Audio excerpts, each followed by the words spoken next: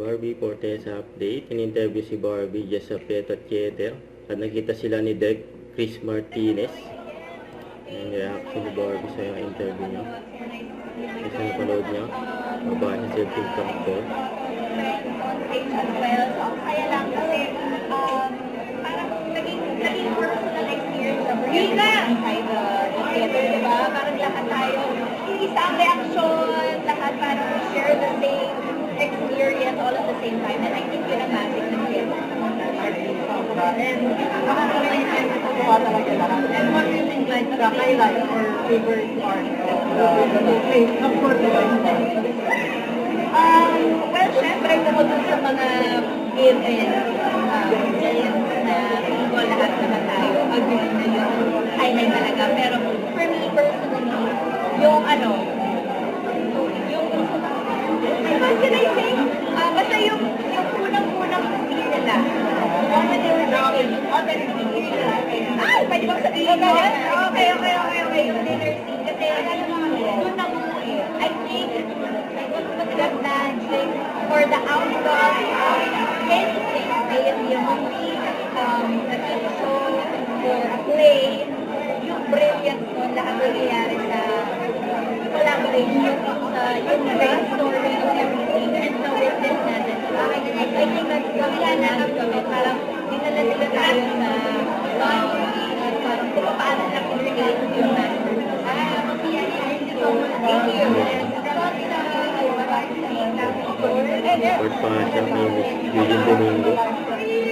Yes! Actually, I think ito yung klase ng play na hindi ko kailangan pumuntahan yung mga tao kasi kapilan tayo lahat na nandito ngayon. Sa tayo na-experience for ourselves. Please, guys, get your tickets now kasi kumusta? Diba?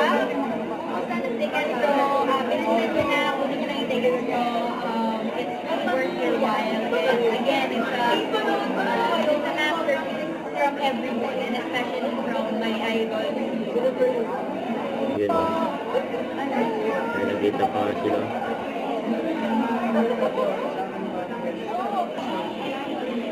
Hindi niya ka-premise si Barbie. Tapos nakita sila ni Derek Chris Martinez. May kapito fight at Barbie.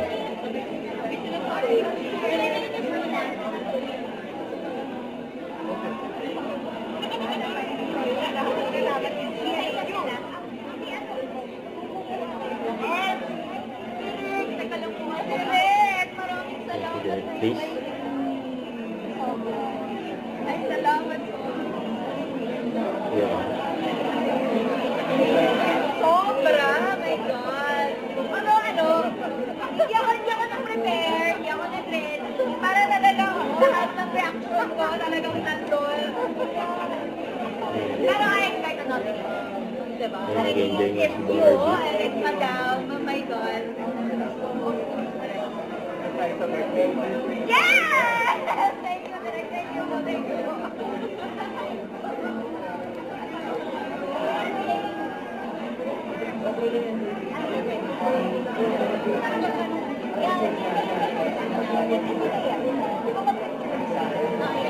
sabay na tayo. Just sa Piet at Kieter.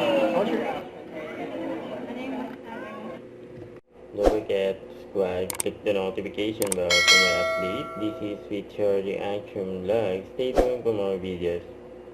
See ya.